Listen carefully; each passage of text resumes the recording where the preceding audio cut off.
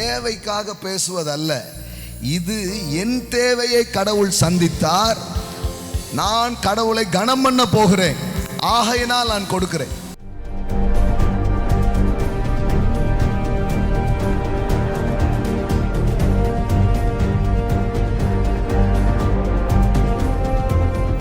Prosperity is the heart matter.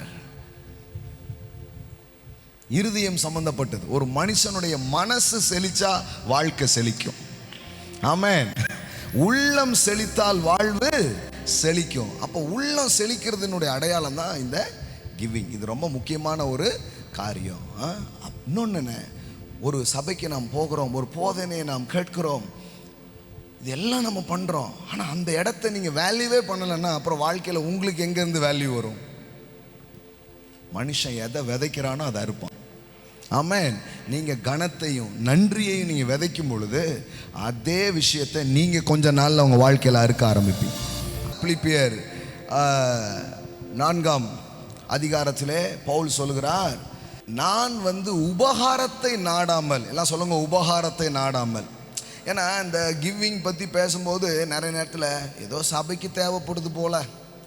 Sir, தேவைக்காக கொடுப்பதை பற்றி பேசினால் நாம் கொடுப்பதை பற்றி சரியாய் பேசவில்லை என்ற அர்த்தம். இது தேவைக்காக பேசுவதல்ல.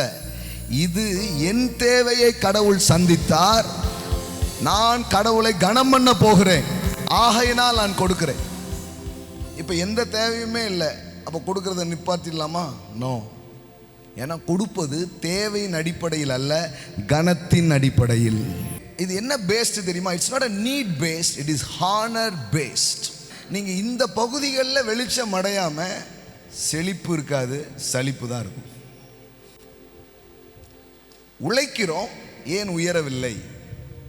முயற்சி எடுக்கிறோம், ஆனாலும் பெருசா இல்லைன்னா முதல்ல ஃபர்ஸ்ட் இதுதான் எல்லான்னு சொல்ல, ஆனா முதல் படியே என்னது?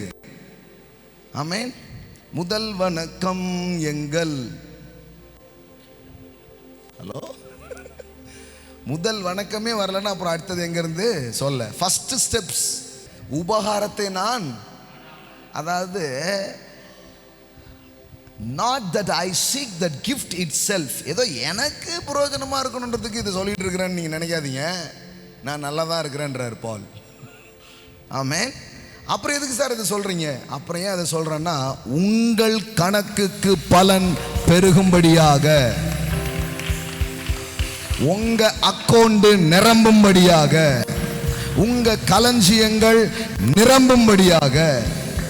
ஆமென்.